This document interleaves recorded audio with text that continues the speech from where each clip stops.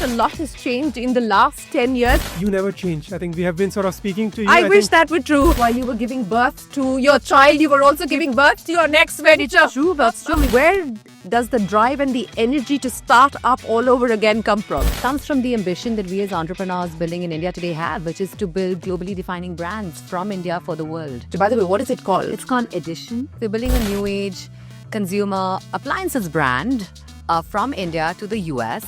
You're also now trying to build out a global business. We are the youngest population. Our average age is about 30 years right now. How do we take Indian talent, train them, provide them the finishing school, and deploy them internationally? My son first gave me the name BorderPlus, but BorderPlus is taken by somebody else. So we have to settle for BorderPlus. Do you believe that entrepreneurship is inherently a lonely journey? When I had our first baby Arya, right, I had a call from an investor in Delhi about 2.5-3 weeks after she was born, and I'd had a C-section. And I didn't want to tell him that I had a baby, that I'd have a C-section, because I didn't want to think differently of me. I've had instances where you are sitting in the office and then you rush to the loo, you have to throw up and then come back and you feel relieved, because sometimes it is that it just has that kind of impact physically. BorderPlus is heading hopefully towards an IPO. It is definitely part of the manifestation. Darpan and I talk about it very often. Course corrections, the mistakes that you made at upGrad that you would like to undo, redo with this one. When I started upGrad, I said that, look, the first venture is going to focus a lot on lifelong learning. The second venture hopefully will focus on lifelong living. But at the same time, having done this for last 10 years, it is scary as well. Because then you start thinking that you have to again roll up your sleeve. Yeah. So that's why I stopped wearing anything which is full sleeves. It's always half sleeves No right sleeves. now. No sleeve roll up right now.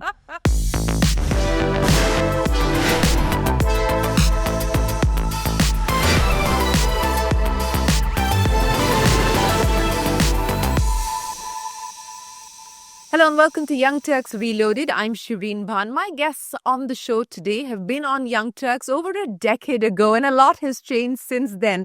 They have both decided now to venture into new initiatives and take forward their entrepreneurial aspirations and entrepreneurial zeal to something new and different. Joining me on the program to talk about being an entrepreneur, being a serial entrepreneur, having the ambition without any apology is Naiyya Saggi and Mayank Kumar at upGrad. Naiyya and Mayank, many thanks for joining us here. As I pointed out, a lot has changed in the last 10 years. So let's start with where we are in 2024. Naiyya, I'll start by talking to you. BabyChakra to your venture with Darpan at MyGlam, and now, this new venture that you've decided to do. What is this about, and where does the drive and the energy to start up all over again come from? Shereen, first of all, it's a pleasure to be here. I was telling you before we started rolling that, you've been part of our journey from the very beginning. So the new venture is actually something that's been on my mind for many months now. And it comes from the ambition that we as entrepreneurs building in India today have, which is to build globally defining brands from India for the world. And that's really the root of this venture. It also leverages India's strength in manufacturing, especially in consumer electronics.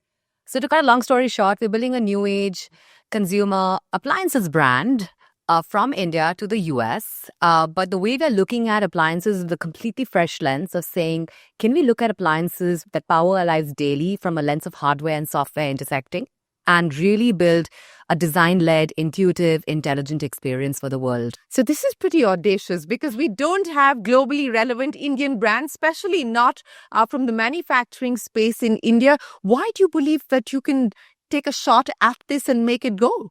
So, two reasons, right? One is that we are, today creatures of the world. I've had the privilege of studying and building and living in the US. That is my second home. I'm familiar with global markets. We launched, of course, with GoodGlam as well, and the Serena joint venture, we launched a mainstream US beauty brand. So the US, the world, I think the whole sort of journey of brand building is not alien to us. But it's also one of the hardest markets to get into and compete in.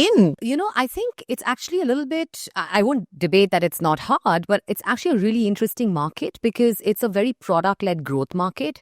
So if you find the right product that is needed for that consumer, and, I'm a creature of brand and product. I've always been a very product-oriented person, but if you find the right product that really is a latent need and is a gap in that space, the market is so big, it has tailwinds of its own.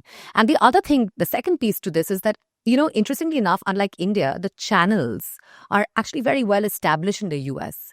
And the channels I talk about are online. So in my particular industry that I'm venturing into, 55% of small appliances are actually already sold online in the US through Amazon and your brand.com, right? And the channel that's offline is also super well established, like your Walmart, your big box retailers like Costco, your Best Buys, etc. So it's actually not as disorganized as India is, interestingly.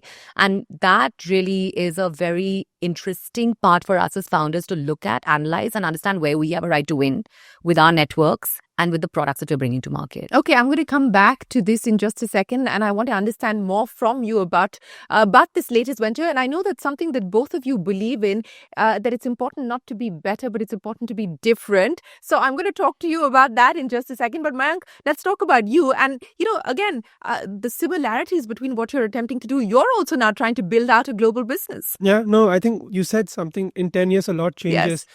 Yes. But I think you never change. I think we have been sort of speaking to you. I wish think, that were true. Yeah, that's something that remains constant. But anyways, on that note, look, I think last 10 years I've been building upGrad, and that's where we built a platform to train people in AI, machine learning, skilling, reskilling, lifelong learning, etc. So a lot of what we were doing, Shereen, there was on the white collar space. So people who are in the white collar ecosystem. And one of the things that I wanted to do and I was passionate about was, how can I take my learning there into a slightly more bluish and gray collar ecosystem?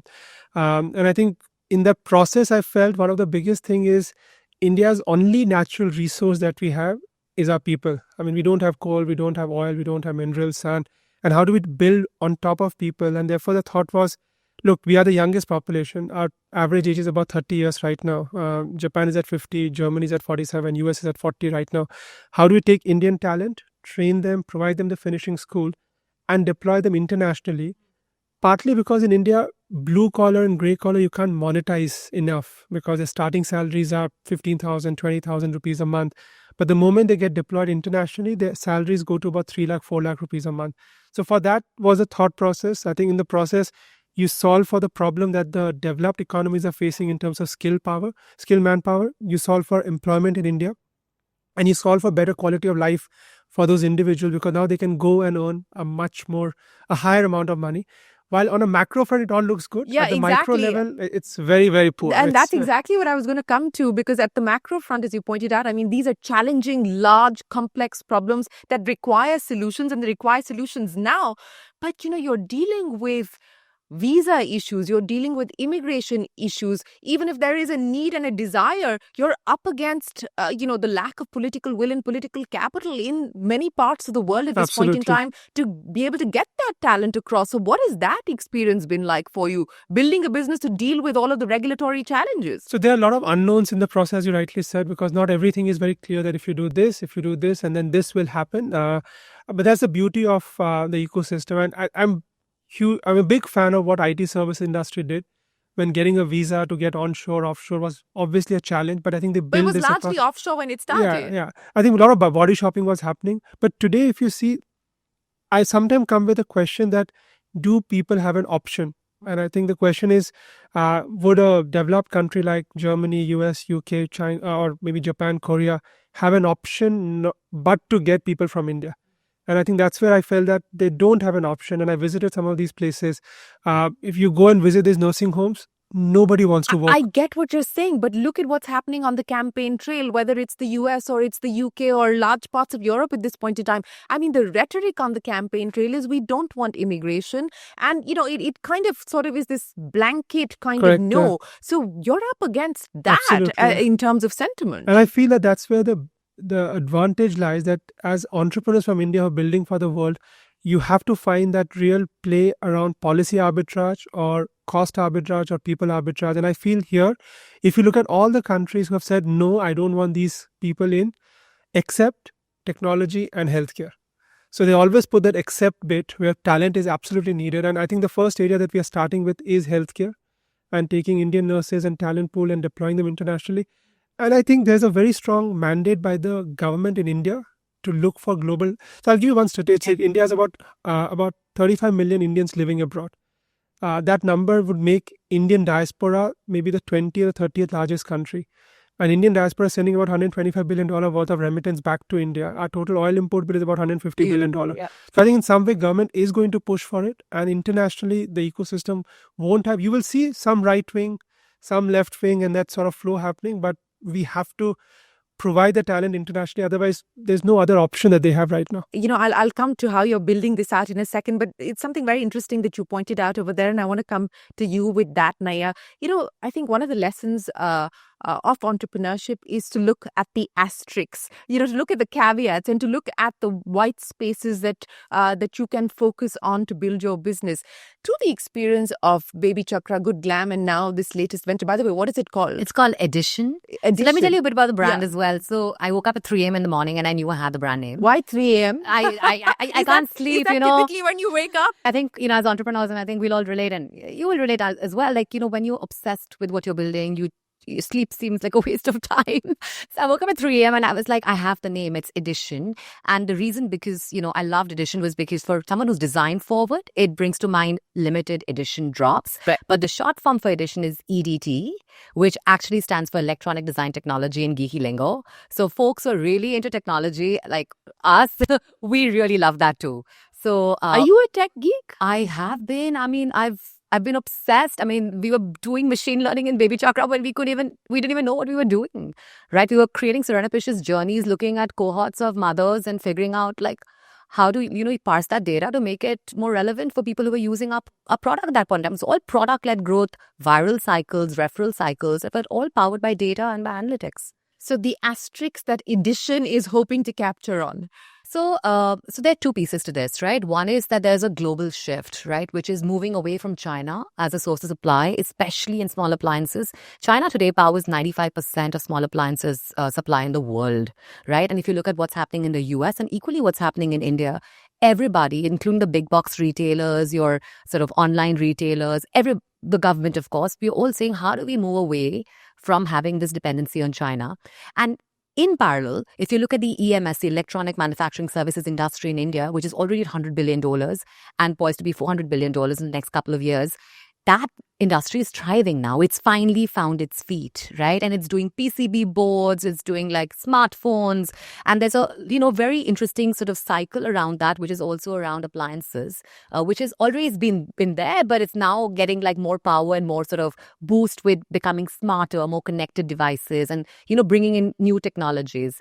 So that is really, I mean, to Mayank's point as well, as entrepreneurs, I think our job is to connect the dots, right? You kind of see a very fragmented market with legacy brands like a Hamilton Beach, a KitchenAid, a Cuisinart. Like, where is the brand resonance with a generation of today in the US or with anybody, right? For that matter. Dyson and a But Dyson bunch is super premium, and you're right. And I think that's the beauty of the space. Dyson and Smeg set aspirations. So today, in a very DIY culture like the US, appliance and very content-consuming culture where you have Reddit groups and you have Wirecutter, etc., on social media, on TikTok and Insta, aspiration is around appliances finally, set. But people are looking at them and they're saying, but you know what? Like, I'm corded.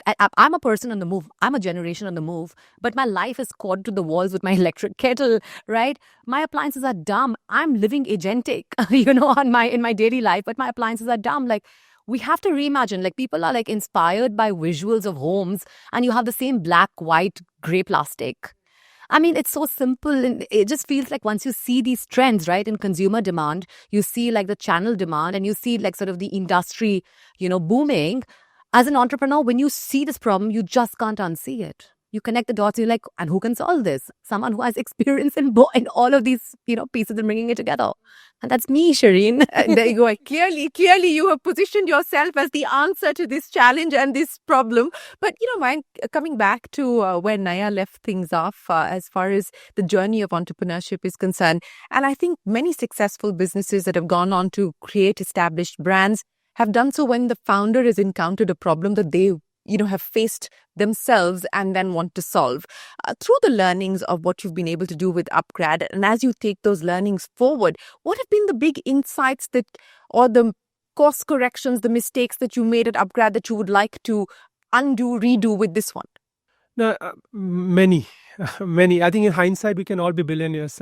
We can make a lot of money in the market by putting the right money at the right time. But look, I think for me, the insight coming into this idea, let me connect that and then come to the other question that you asked, which is, I always felt that India talent, there's a very large talent pool available. And I think if we do not tap into this talent, whatever we call as demographic dividend will end up being demographic disaster. I think that's very clear that we don't want to be a country, and this is something I heard from an economist here who said, we don't want to be in a place where India ends up becoming old before it becomes rich. And I think that's one factor that I always want to sort of play on, that look, in India, we have to get to the $10,000 per capita income much faster before we turn average age of 35. And if that happens, if the other way happens, then we are doomed for disaster. And to me, solving for that need, because we were running a study abroad venture within upGrad, and we saw a lot of Indians going abroad. I started my career in education where about 50,000 Indians were going abroad. Yeah. Today, about 1 million go abroad for education. And in all kinds of places. And all kinds of places. I mean, you can think of any country, but the fact is that those countries need the talent, and we have a surplus talent pool available. And to solve for that need is where this entire thought process of the new venture came in. And when I started upGrad, I said that, look, the first venture is going to focus a lot on lifelong learning. The second venture hopefully will focus on lifelong living. And therefore, part of this first... You knew this when you started upGrad, maybe, yeah. is it? I just thought that, look, you have to get onto a train, and if you don't get the timing right, most of the work, you can get the best team, you can get the best market, but if you don't have the timing right, will not end up building something big. And that's where the thought process came into a place that, look, can you take healthcare talent and deploy them internationally? But to your second point, I think I've now learned the hard way that if you have to scale something in India, there's a certain level of cap that you end up getting if you're on the digital channels. I think this time the learning is, don't be on the digital channels, just be physically out there, be present and attract the audience. Second, if you can get money out of corporates and enterprise, it's much better than getting money out of consumers. I mean, at least from a business perspective. So those are two differences that one would do. But there are many learnings which I've picked up while building upGrad, which definitely would be leveraged here. But the beauty is that this time it has to be done in a very different way, with fewer people, with lesser number of people. Because then today you have the technologies available which can enable you to be much more productive as what it was perhaps 10 years back. You know, speaking of timing, Naiyya, and do you believe like this is, you've timed it right? Because as you talked about the geopolitical shifts that are taking place, the supply chain diversification, do you believe that you've timed this idea right? Shereen, the time is here. The time is now. It is the time for us as When Indian did you start thinking about this? I started looking at sort of cross-border opportunities about 6 months back, right? And I was always very obsessed with, like, generally speaking, appliances in particular. Like literally while you were giving birth to your child, you were also giving birth to your next venture. It's true, but it's true. In the hospital, I was sitting and like looking at stuff on Insta, but like, that didn't come out right. But the broader point being that Andrea does turn 6 months today as well, interestingly enough. But, you know, Shereen, it's, you know, I grew up in a family where my parents were nomads pretty much. My father was in the merchant navy. My mum was in the government, and they would travel a lot for work. And we were a family, even in Bengal growing up, we'd have the first Braun, like, mixer, you know, we'd have the first microwave, we'd have the first Sony TV from Japan, you know, and we were not a very well-to-do family. House was breaking, but we'd have the best appliances because they'd all come in from international markets. And I remember looking at them, and when it sort of outlived their longevity, then my dad and I would pull them apart. In fact, after high school, I'd applied to NID twice to do product design, and I made it to NLS to do law. So I went on in one direction, but my heart always was in product and industrial product in particular, right? So I think today, not just, this whole piece around the timing being great, but I feel like it's this strong founder market fit that I'm finally like just loving. And it's also in countries. This should have been your first venture, right? But the time wasn't right then. The time wasn't right then. If you look at, we lived through an era where UPI and the digital rails, right, kind of powered the e-commerce wave and the quick commerce wave we see today. Now, if I'd started, and now we're seeing a cross-border rails already set up and established and, kind of gaining speed and momentum and agility. Today is a day I can build on it. If I started 10 years back, I would have failed miserably because just the cost of exports, the cost of, or even figuring out I think the ambiguity around where I would warehouse, who would sell my products. There was no Amazon there that was cross-border per se. There was no like Walmart looking at India from a sourcing perspective and saying, we want to move to a 10 billion sourcing opportunity. Today, that's different. Yeah, it certainly is different, and for many of the reasons that you just spoke of. But, manufacturing in India is still fairly complex, and getting the right kind of talent to be able to do the design and technology. I mean, I was having a conversation with Meenu Margaret at Bliss Club, and she was talking about the difficulties and the challenges of just getting the team in place to work with technical fabrics and so on and so forth. I mean, what has that experience been like for you as you set this up? I've had a fabulous experience building my founding team, and I'll tell you about the names later, but my co-founder in this is an industrial designer who's lived, worked, and built in the US, India, and China for the last 15 years of his life. He has a team of 20 industrial designers because this is what he does for a living. He actually creates consumer appliances for a living, right? And for all international markets. I have a Chinese investor. So there's a Chinese woman who's X4 soon, ex-MUFG. She's currently on the East Coast. So she's kind of honing the innovation pipeline that we see from China and Taiwan and Korea. And that doesn't worry you, given the geopolitics at this point in time, to have a Chinese investor? And so she's not an investor. She's actually like a part of my founding team. So she's a former investor. And, so she's an investor by like her training or by her profession, but she's no longer like, she's not actively an investor now. She's a founding team member. I have someone who's like, who's been amazing at building D2C in India. Very well known, and as someone who's brilliant at marketplaces. So I'm set. Like I have my team in place. I was telling Mayank, and Mayank has been a real partner with me in brainstorming on this journey. So I think over the last 2 months, he's like, dude, you move fast. And yeah, we move fast.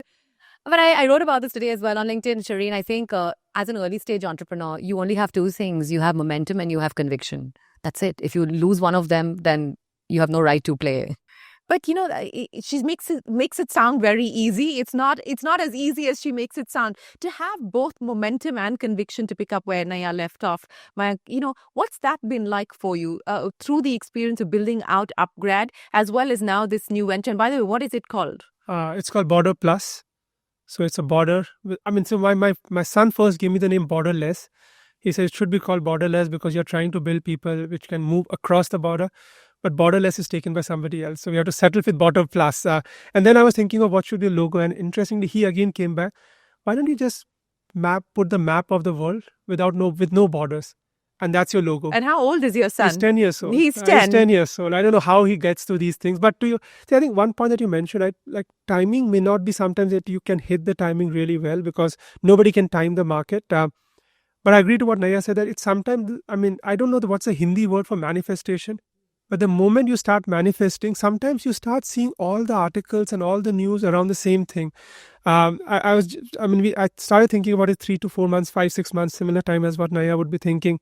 And post that the German Chancellor comes and says, look, we have 20,000 Indians coming, we want 90,000. Then yesterday, the Italian minister comes and says, look, we now need 65,000 nurses coming to Italy. So maybe when you start thinking, you start reading it, or maybe you're manifesting it to make it happen. So or is it the algorithm basically doing the work for you? maybe it's the algorithm, which is sort of we are just the NPCs out there, but an algorithm is sort of playing it out. But no, I think from a timing perspective, that plays a very important role that as a founder, when you start thinking about it, and then you try to make it happen, and you try to be in that ecosystem where you're having the conversation to sort of build things up and sort of create it out. In terms of timing, I personally feel that, look, as a second time, third time, whatever, fourth time founder, statistically, you're not supposed to do better than the first time founder. I think statistic wise, it's not that second time founders or third time founders will do it much better than the first time founder. But I think the failure rates are much lesser. And what happens is that you move much faster. I think we incorporated about on the 30th of October, the Choti Diwali, Diwali day. And since then, we have had our first set of revenue. We got the first set of contract. For upGrad, it took me 9 months to get my first revenue. At BorderPlus, it's been 1 month. So I think those timing, the moving fast happens much faster. As Naiyya said, getting a co-founder, getting somebody gets much sort of rapidly. I think those are the things that we are moving faster on. But again, it is always exciting to start something new. But at the same time, having done this for the last 10 years, it is scary as well. because then you start thinking that you have to again roll up your sleeve. So that's why I stopped wearing anything which is full sleeves. It's always half sleeves No right sleeves. now. No sleeve roll up right now. But no, I think this is the fun part of actually building the second time around. I want to unpack this, the entrepreneurial lessons that you're sharing with us and go back to day zero. And, let me start by talking to you about your days at IIT Delhi and what a fabulous vintage, because, you're part of the same Dipinder, Albinder, Rohit Bansal vintage at IIT Delhi. At that point in time, what was driving you? I mean, you're a first generation entrepreneur. You don't come from a family of business or, in any way connected to business. What was that germ of an idea that made you want to take this plunge? No, so look, I think when you land up in the campus, you feel that you're cat's whiskers, right? I mean, you come from a school, you've done well, and then you cracked one examination, which is supposed to be tough, and then you land up there. It's such a humbling experience to be around people who are much smarter than you are. And then you are suddenly surrounded by all of them and you realize, then you start self-doubting yourself. And then you start spending time, then you realize, no, look, I'm not that dumb. I'm equally smart or close to them. And then your confidence start building up. I think that period of 4 years actually helped a lot at that point of time to bring in confidence and also sort of meet people who were very different backgrounds altogether.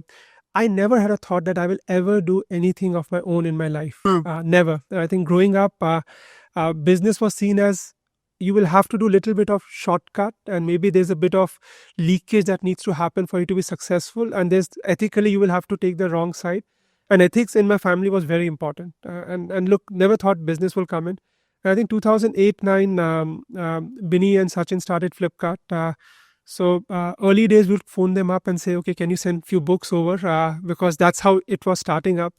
And then the Zomato guy started as Foodie Bay. Yes, Foodie Bay, So wherever you will go, they will ask that, okay, can you take a picture of the menu card and send it back to me so that I can scan it up and upload it?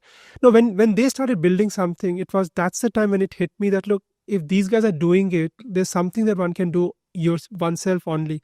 But that's my linkage from what I saw at the vintage time. I think then you saw Snapdeal coming in, you saw Grofers coming in, which is now sort of Blinkit ecosystem wise.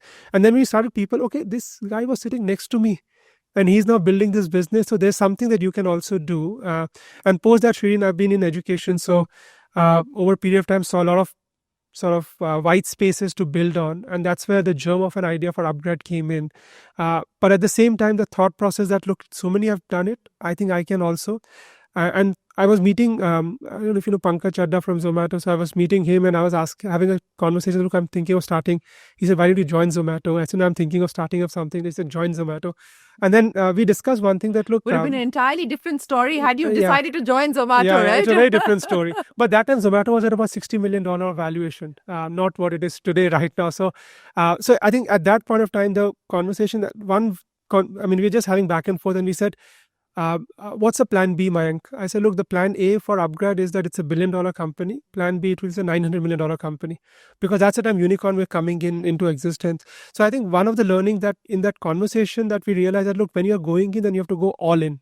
You can't go with a plan B in mind that if it does not happen, I can go back to work. And I think those learnings came in not at a very serious conversation, but when you were actually just having quote unquote really time pass conversation with your friends on drinks or something else, and that's the best part of it, that even today if you want to knock on the doors, they're all available to call. Whose door do you knock on? Who do you call at 3 a.m. like Naiyya if you're up at 3 a.m.? No, there are many of them on the WhatsApp group that you can call. I think even this time around when I'm launching this new venture, I think Binny was one of the first persons that I spoke to, and he agreed that, look, if you're doing something, I would like to be in the journey. So there are a lot of these friends who are always around. Some of them are there when you don't want to talk serious stuff. Just shoot the breeze. Just shoot the breeze, and they are also around there. So we meet every year, once a year, to just sort of shoot the breeze as the right word. We use some different words, not for the media. But shooting the breeze is what sort of ends up happening a lot more often. Right? But I wonder if both of you have similar views on this, because I remember having conversations with many founders who were founding and said, look, everyone glorifies the success. Everyone glorifies the high points. Nobody really talks to you about what you go through when you hit a trough, when you're at your lowest. And that's when you need a support system. That's when you need, family, friends to kind of or a co-founder to kind of lend you your shoulder, so to speak. Have there been moments like that? I mean, who do you lean on? And do you believe that entrepreneurship is inherently a lonely journey? I mean, absolutely it is, Shereen. And it's fair because, you're sort of in some sense already living in the future. Right, as an entrepreneur, I'm like, oh, I'm already an $8 billion company. My appliances are all over the world. Like, we are publicly listed in India. Like, that is the future. I'm already living. But you need that to keep you going. Exactly, right? Because it is also about saying that if the future looks like this, then how do I work backwards and then make my present kind of fit into the future? So are you working with an $8 billion number? And now I put myself in trouble, clearly, Shereen, with you. But that really is the future. Like how, and as entrepreneurs, we're constantly obsessed with, and what gives us most joy is seeing our products get used in the wild at scale, right? And when that doesn't happen, or if there's a impediment in the journey, or there's a hiccup, that's a point where you have to kind of take a step back from that future or from that journey of growth and say, okay, how do I kind of reconcile this to where I mentally am today? So emotionally, it's very draining. I mean, of course, my family, my husband, Sandeep, I mean, he's just a complete rock. My mother, who's a very ambitious woman in her own way. She's on multiple boards now, and she's kind of shown that you can have ambition, you can have that, you can have an amazing family as well. But the other network I really lean on to is actually my McKinsey network. And there's a lot of McKinsey founders, right? And in fact, just recently, we orchestrated a retreat in Goa where we had about 45 McKinsey founders and their partners, and across all vintage, right? And we had very open conversations, right? From how to think about exit strategically, how to negotiate on liquidity baskets, how to think about team, how to think about opportunities for the future, how to deal with failure. And I really think because we're all entrepreneurs with a shared sort of almost common heritage of McKinsey or a value system of that, we're able to maintain our Chatham House rules in those conversations. The other community, by the way, that's really become a community is actually the team community, the Tech Entrepreneurs Association in Mumbai. Mayank and I are both on the GC. And, I was telling you earlier, it feels like you're in college because you're building towards a common purpose. And it's fun to build these communities out. And in that process, you're creating your own community of founders and that founder ecosystem, right? So I think it's these communities that really keep us going because it's a shared journey that only we understand. And we all live in the future. So, when that future is a little bit bumpy, you're like, okay, how do I get that future to happen? In many ways, as you said, that it's a shared future and hopefully you're all working towards making that future happen. We see it with investors. We see it in every walk of life, the fear of missing out. How do you deal with that? Mayank, let me start by asking you. No, I just definitely want to touch upon this, that it is a lonely journey. I mean, you have your spouse, you have your partner, you have your co-founders, but in many cases, you end up being very lonely in certain decisions. And I think I've had that instance that, look, when you're working and you're in a stressful situation, there's not too many people that you can talk to, and it takes a toll on your body. I think I've had instances where you're just in the office, and the stress takes over, and then you have to just go out. You feel like you can't talk to somebody about that because people will not understand. Yeah, would people not understand, relate, yeah. Or is it also out of a sense of fear? It is also, yeah. It is sometimes you don't want to be seen as very weak in front of others because everybody's trusting you that I guess you have all figured it out, and then you are like, okay, look, I don't have this figured it out, and it takes a toll on your body. And I've had instances where you are sitting in the office and then you rush to the loo, you have to throw up and then come back. And you feel relief because sometimes it is that it just has that kind of impact physically. And I think just one feedback that I want to give to everybody, that at any point of time, there is a mental point, but there's also physical sort of toll that the body goes through. Do not let the physical aspect of the body just get away. I mean, I think people should be constantly focusing on health rather than just sort of ignoring it, saying that, look, I'm 30s, I'm 35, what's going to happen? It does take a toll. But on the other point, I think many times you don't want to talk about this because you end up feeling that, look, people are looking up to you. As she said, that you're living in the future. No, if you are living in the future, you have figured out the entire past. And at that point of time, you can't say, oh, no, I don't know what to do now.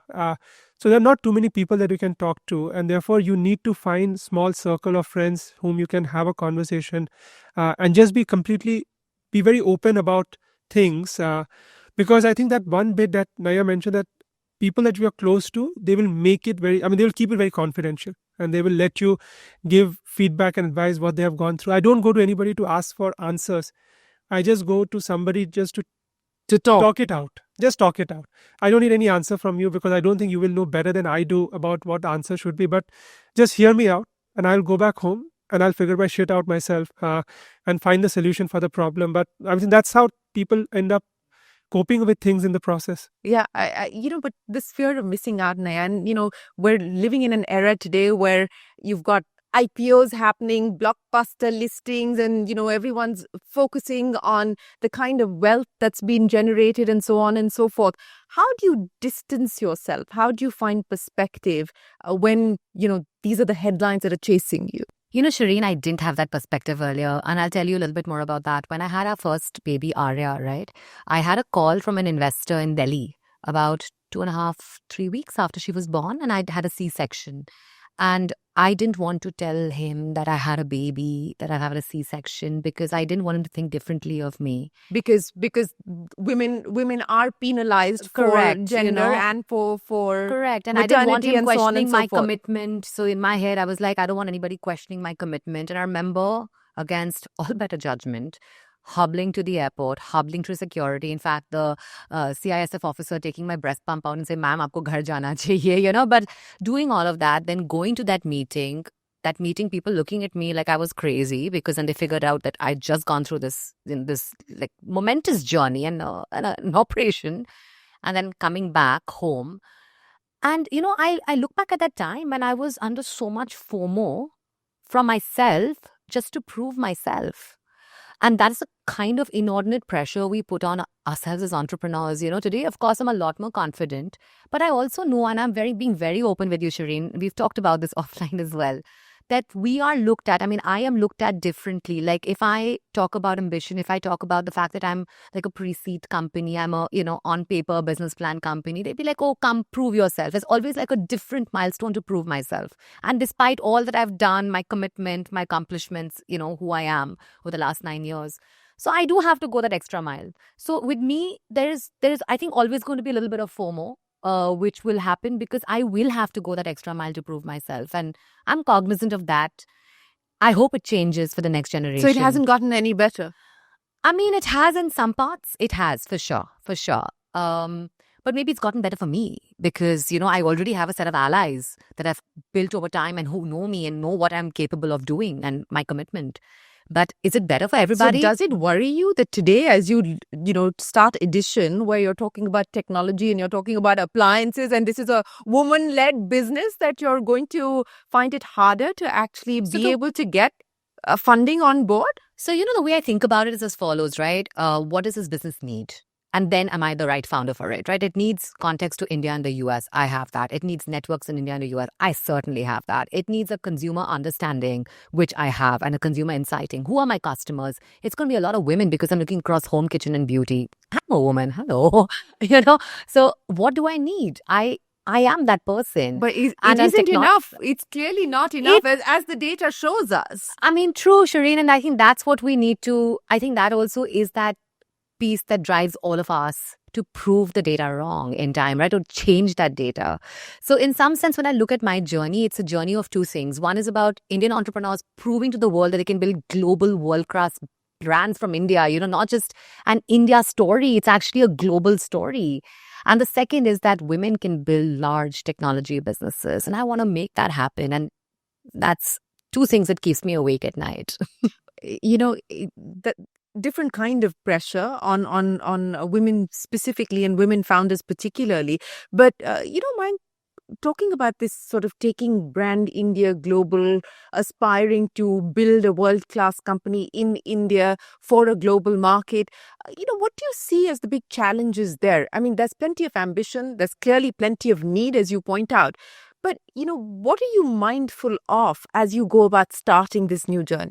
I want to touch one thing about FOMO that you asked, Shereen, that sometimes the FOMO of, there's a lot more that you can do, but there's also FOMO of missing out on what you're going through in your, perhaps one of the best years with your family. I mean, sometimes you do have to sacrifice that. So I think I had a massive FOMO and I think all my friends said, taking a break, taking a 1 year backpacking around the world. I said, no, right now I just want to spend my time with my son and then sort of do that. But there's a lot of FOMO sometimes that you feel that because of you're building something, you're missing out on a very important part of your life experience. And that's something that goes at the back of my mind. So I'm now much conscious about it. Have you guilted yourself over that, and how have I've you guilted, overcome yeah. that? Because I know that women most certainly do that. I'll come to you, Naiyya, on that. But how have you dealt with No, that? I've guilted myself over that, and I've spoken to many people. Now I've found a method in the madness. Okay, I've what is figured the out method? something. Please So share.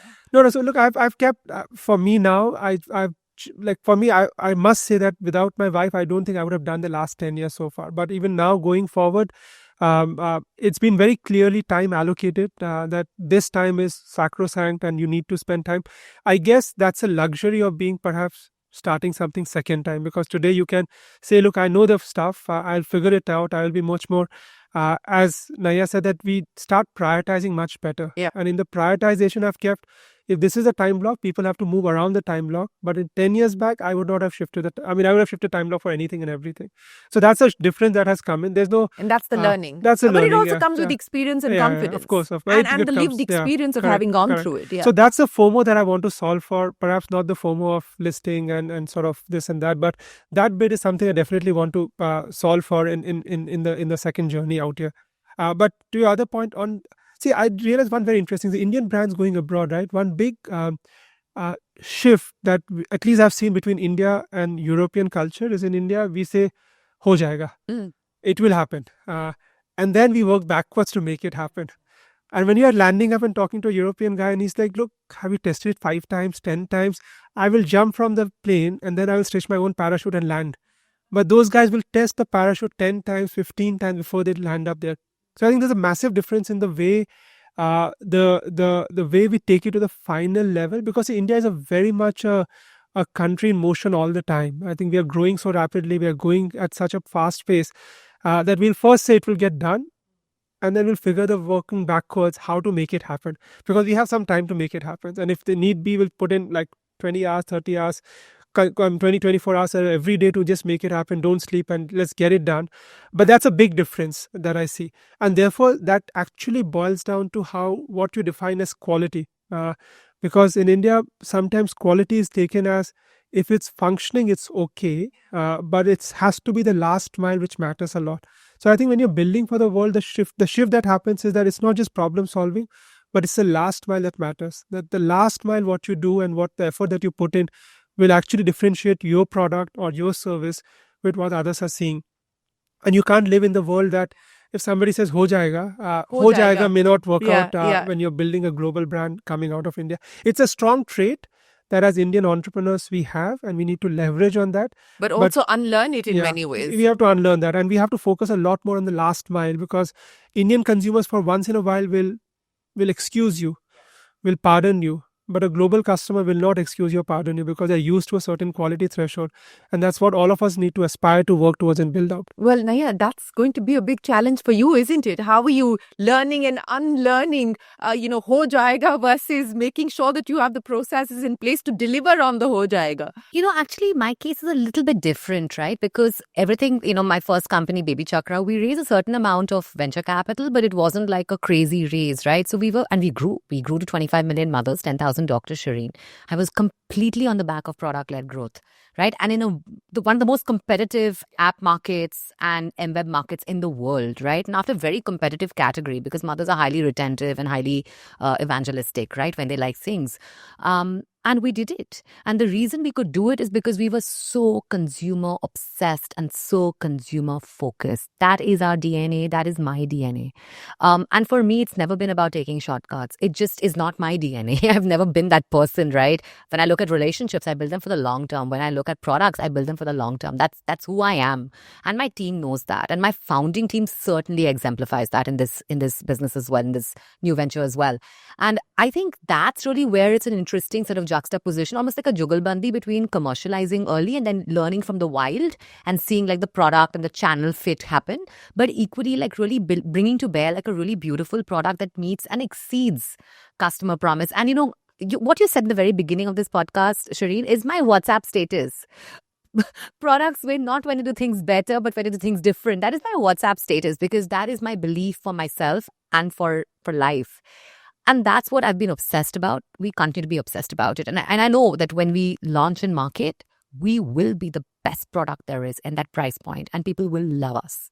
I'm sure of that. Well, we wish you the very best of luck with that, and I hope that you manifest it into reality as well, Naiyya, as you go forward. But talking about what Mayank was alluding to, this FOMO about how much you invest in work and how much you invest in life or other aspects of your life outside of work. And I know that there is a heated, passionate debate at this point in time on 70 hours good enough, 70 hours too much, and so on and so forth. And I don't want to go down that road. But how do you look at prioritization or integration or whatever you would like to call it, and especially as a woman, because through all the conversations that I've had with women, including somebody like Indra Nooyi, who's been there, done that, and she said, if I could wear a t-shirt that said I'm guilty all the time, I mean, that is what I would wear, because that's the burden that you bear. What has it been like for you, and how do you deal with it? I honestly don't feel guilty, Shereen. I don't know. Maybe I should, but I don't. No, you shouldn't. I know, and I think the reason for that is because I've had my mother as my role model, my sister. I mean, they're both very successful professionally. They built amazing careers. In fact, if I don't build an amazing career, I'd feel guilty, because then they've put in so much effort. My parents have put in so much effort into me. My husband has put in so much effort into ensuring that we have an equal partnership in raising our kids and having a beautiful home and loving each other, right? And then meeting our ambitions. So I would feel guilty if I didn't play to potential. Let me put it this way, right? And we all stand on the shoulders of giants. I mean, my Nani was a first generation entrepreneur who started a school because she went to apply. My Nana was a retired army colonel, didn't have much money to marry his 3 girls off at that point in time in Amritsar. And she went to find a job in a local school, and they rejected her, saying, "You're not good enough." She said, "Well, guess what? I'm going to start my own school." And she built an amazing school out, which is one of the most popular schools at that point in time in Amritsar, right? So we stand on the shoulders of giants, people who've put in their all into our ambitions, and that's why we can dare to dream. So I think my guilt would actually come from not meeting what they have already laid out so beautifully for us. This brings me to a conversation that I had recently had with the founder of DLF at 95. He believes that why the heck not? And that's his mantra in life at this point in time. So let me start by asking you, Mayank, as you look at life and you look at work and you look at your entrepreneurial ambition and aspiration and your dreams, how much of confidence do you have today to say, why the heck not? I just want to do this because I want to do this. And where do you believe that you've got to that point where you make the choices that you want to make in spite of all the noise around you? No, to your point, Shereen, that you mentioned, like when you say work-life balance or work and life, I mean, I have a very funny anecdote. Point that view that I see balance is between two opposing forces. So I'm assuming that the opposite of life is not work, but the opposite of life is death. So I don't think that death and work are equal. So I personally feel that as long as you can prioritize the work and you can derive energy with what you're doing is what matters. And I was asking you earlier, how long have you been doing this? And I think every day you derive energy from what you do. And as long as you're deriving energy from what you do, you enjoy doing what you're doing. But in the process of that, I think having done that for the last 10 years is not a big number, right? I mean, it's a very small, it's a small sort of part of our life. But in the larger scheme of things. In the larger scheme of things, correct. But I think you have learned this part that you are now much more brutal about prioritizing. You are extremely brutal about prioritizing. You will not do this, you will do this. You don't worry about this can be solved, because those things are in your mind, and therefore that context of work-life balance becomes much better, because now you are able to be very brutal about saying no to things that you would have otherwise said yes 100 times over in your past. Are you saying no more often to things you don't want to do today than you did 10 years ago? 100%. Yeah. I think saying no, I was telling somebody, saying no is strategy, saying yes is execution. And if you have been very, very strategic about what you're doing, you have to say no multiple times. And I think saying no requires a very different kind of power. It's not a very easy learning that you have. You sometimes end up saying yes to multiple things and you struggle for that. But today, if I could say no, I just say no many, many more times than what I would have done maybe 5-10 years back from here. Naiyya, are you saying no more often? Very much more so. And I think Mayank put it so beautifully. Don't you love his wisdom, Yes, Shereen? I I do. mean, it's so lovely. That's what I love chatting with him. I love both your wisdom. No, but I mean, it's beautiful. We love, we love, there's a couple of us who love chatting together, and he's one of the people I love talking to. But I say no a lot more. And I say no because, not because of anything else, because I've started attributing value to my time. And even if I'm just with the kids and or just taking time out for myself, reading a book or sitting and just staring into space, whatever it may be, right? Whatever gives me a chance to reclaim sense of self, that is probably at times more valuable than being out there and just meeting the 100th person. I mean, bluntly speaking, right? And honestly, I'm not someone, when I look at even like all of these celebrities and all come to India and all this happens, and some of them are very interesting personalities, so I make my time out to go meet them. But many times I say no to those kind of meet and greets because what am I going to learn from a interaction like that? Nothing. What am I going to where will I peek beneath the hood and understand what drives them, what are their motivations, what's their growth journey? Nothing. So I think all of that stuff around, being seen in the right places and all that, that's out of my system completely. I go where I want to go. I'm seen where I'm seen, where I want to be seen. And then the rest of the time, you might find me at home eating Maggie in front of the TV. Genuinely speaking. Is that the go-to comfort food? I mean, it is. I mean, Suresh should be very happy to know. Yes, he will. Very, very. So yeah, it is my go-to comfort food, unfortunately, for my weight. But yeah. Building teams, and I want to talk to both of you about that and your own leadership sort of style and your leadership mantra, because especially if you want to create sustainable brands, you want to build sustainable businesses that are built to last, that's very, very important. Creating a vision and alignment. Then I'll start by asking you, how's your leadership style evolved and changed? What do you value much more today when you look at how you're building this team? Shereen, I'm a lot more, actually a little bit different from what Mayank shared earlier, and maybe it's a process of evolution. I'm a lot more authentic, a lot more transparent about all the good and the bad that's happening. I mean, there are obviously some shields that I do apply, which are judgment-based depending on scenarios, but I'm very open because, I truly think that the team deserves to know we are building this together. They have reposed their faith in this vision, in me, and in each other. So I think that's one big part of it. The second, I think, transition's been from saying team is family to saying team is a sports team, right? And our role is not, as leaders, is to be coaches to each other as well, right? And I think the third piece is really identifying the culture carriers. And they could be, I think one thing that, we used to have this airport test at McKinsey, which was that can you spend 1 hour at the airport with someone or 4 hours? I actually think very differently now because, it is in that very awkward dynamic where people come from extremely different cultural nuances that you have the most moments of learning, right? So that entire sort of culture fit piece, I have completely done away with my interview, except there has to be a values fit piece, right? Culture is different, values is different. Values we test for, we do rigorous background checks and reference checks and conversations on respect, truth, integrity, honesty, all of these things. But I've looked at that very differently going forward as well. That's interesting. What about you, Mayank? So one thing definitely has changed is that I'm much faster in decision making. I used to take a lot. I would debate. I would internally think, okay, if this, then what, then that, then what. I said, now I'm open to failure many times, but my throughput of decision making has to be higher. If I can take 10 decisions and 9 of them are right, I would rather take 100 decisions and 70 of them are being right.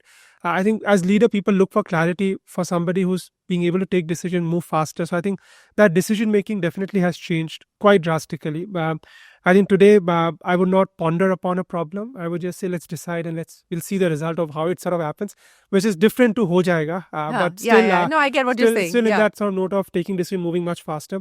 I think today the bar of excellence has also gone up very high because I've realized that if you have the right people, half of your job is done. And if you compromise because hey, this guy is in the same place, he's willing to join 30 days earlier versus somebody 2 months later, I think you just end up having a much higher bar for excellence. And today you will play on that bar and you will not compromise on the bar because you know that if that happens, then a lot of other problems sort of end up changing much, much, much more rapidly.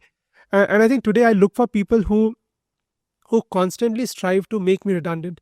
If they're coming in, their job is only to take away things that I'm doing and they can take on those things and then run with it so that I can take on something else. I think in journey, I've always seen that somebody coming in at junior level, I always tell them, make your boss redundant because if your boss is redundant... Doesn't make you insecure? No, no, at this level it does not.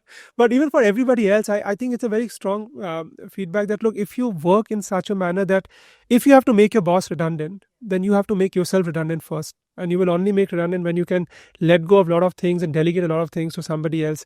Because then your boss will get redundant, so the boss can think something else altogether bigger. So I think here I look for people who is coming with a very clear mindset that, look, my job is to make Mayank redundant. And if Mayank is redundant, then I can take up a lot more.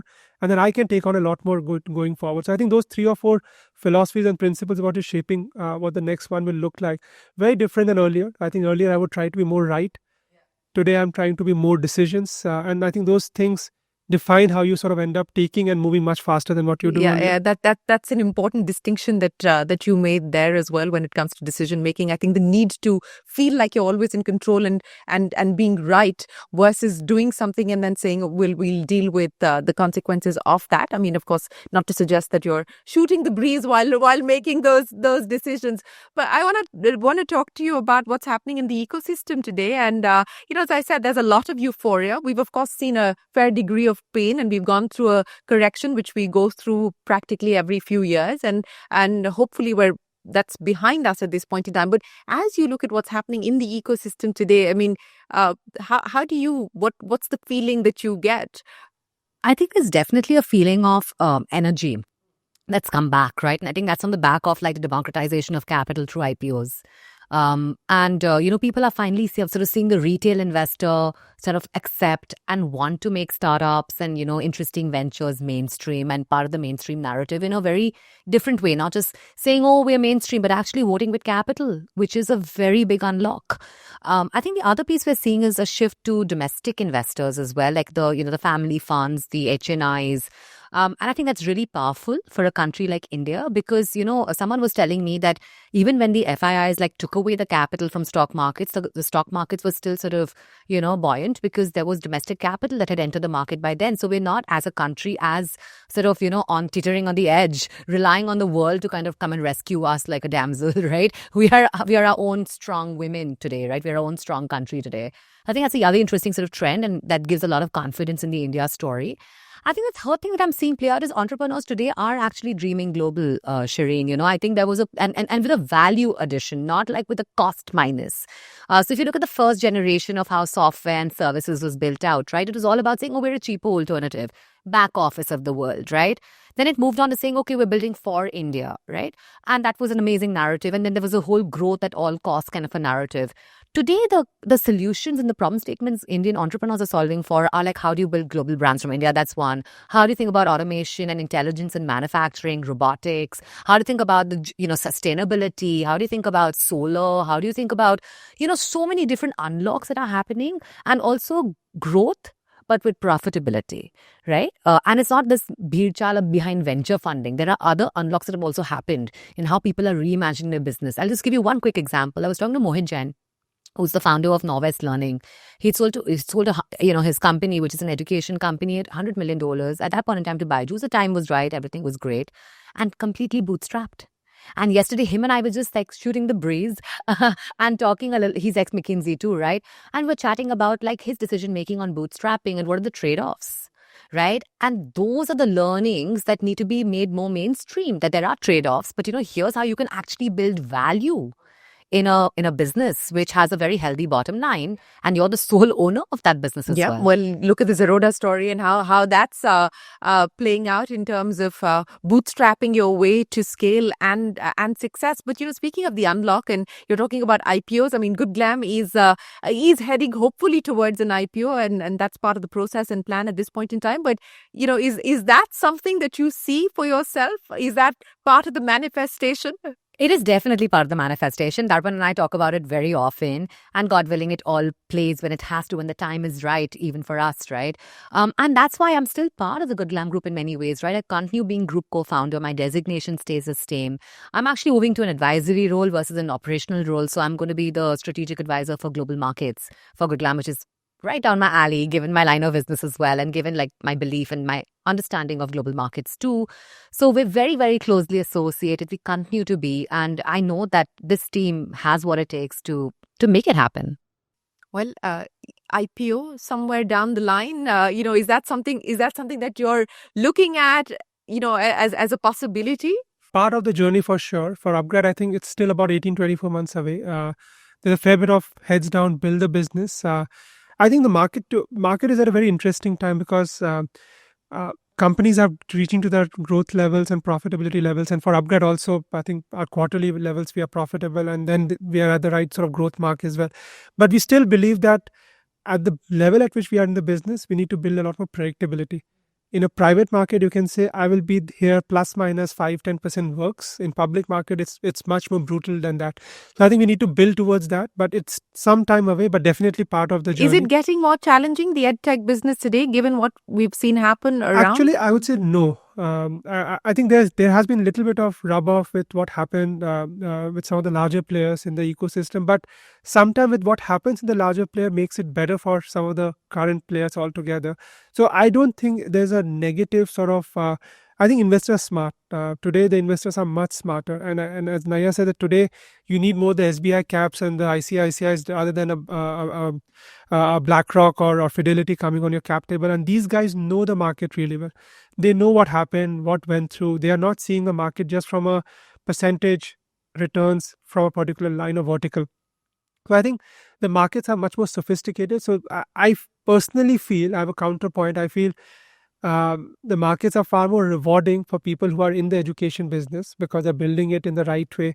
And therefore, if you're there and if you're the person who's at it on an overall thing, definitely you get value out of it. So I don't think that there's a negative sort of concern. There used to be earlier. Yes, a lot of entrepreneurs today are a little wary of starting something in this space, but I think the market is large and therefore people will end up building something meaningful. Okay. So let me end then by asking both of you, and Mayank, I'll start by asking you, I've been focused on trying to put things down on my to-do list outside of work. So I'm going to start by asking both of you, and with you, is there a to-do list that you have for yourself? Very big. Yeah? Very long, very long. No. Very long? Yeah. What do you have on it? So my... So I love running. So for me, sometimes people see me down below at 4 o'clock in the morning or 5 o'clock in the morning when they are coming from a party. Is this part and of, I am going down for a being run. A founder up at 3 a.m., running at 4 a.m.? No, that's the best time because there's nobody on the road. So for me, I'm doing the Comrades next year at South Africa, which is an 88-kilometer run. So that's my first to-do list. My second to-do list is next year, I think when England and India are playing the Test cricket, just go with my father and enjoy the Test match there because both of us are big cricket buff and we have to sort of get it off the list right now. And again, food is a never-ending phenomena. So whenever we are going from a food perspective, we need to sort of undertake that. I think those between food, sports, it covers my life fully in the process. Well, since you talked about cricket, so, let me go down that road with you. I mean, who is it that you look up to? Do you want the Dravid kind of wall innings? Do you want the Tendulkar innings? Do you aspire for a Kohli innings? What is it that you're working towards? I'm a hardcore Sachin fan. So while I love MS Dhoni, I love the Dravids of the world, but I'm a hardcore Sachin fan because it's just pure beauty. And when you're seeing it, it's a pure beauty. But today, I think I'm in love with Yashasvi Jaiswal. I think he's a mind-blowing and he's a generational talent, and I think he can build something very strong, and we'll all grow up, except for what happened just recently where from a discipline perspective, he was not asked to be on the bus.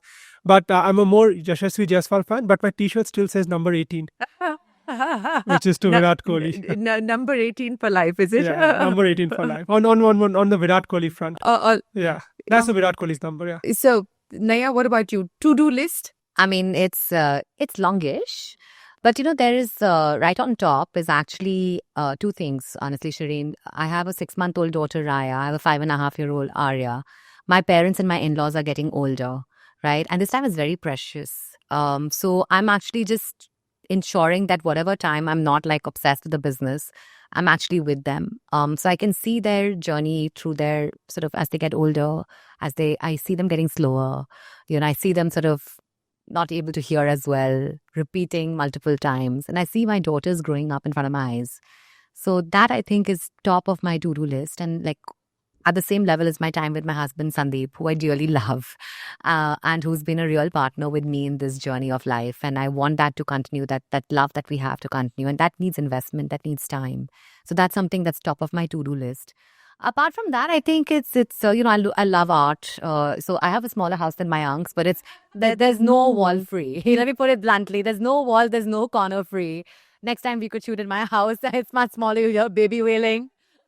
But that's something I'm obsessed with. My mother actually inculcated the love of arts in me. I grew up in Bengal, right? So we used to have artists come home and they'd open out their canvases and we'd pour over them and we'd touch the textures. And that was the life growing up.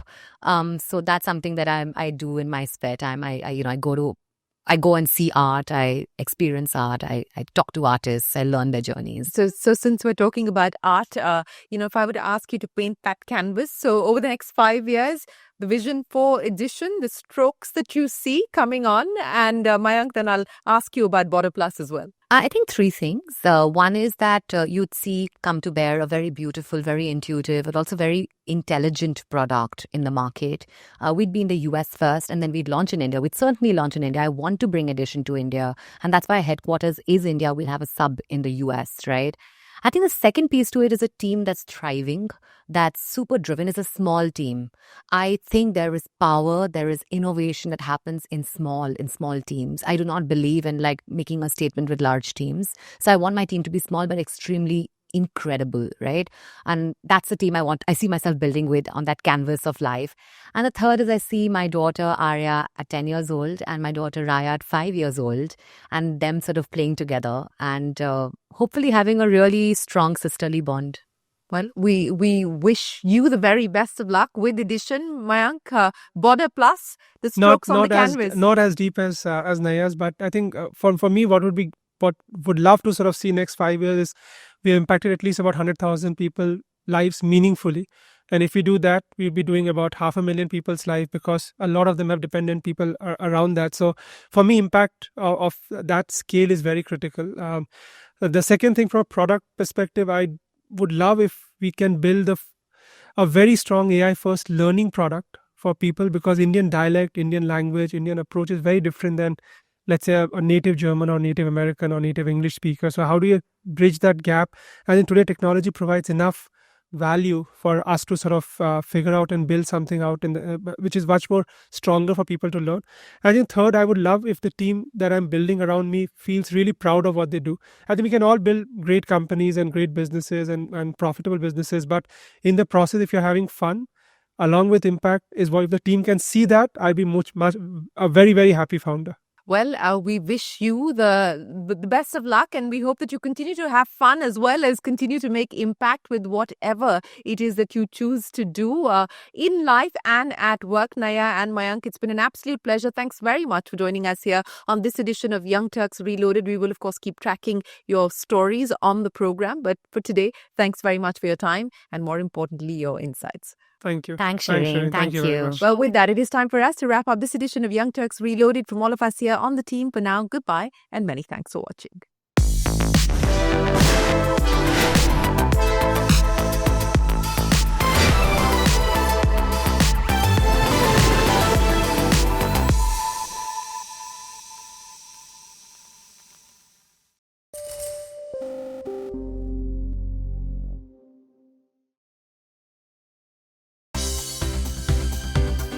For more news and updates, all you need to do is follow CNBC-TV18 on all of our digital platforms.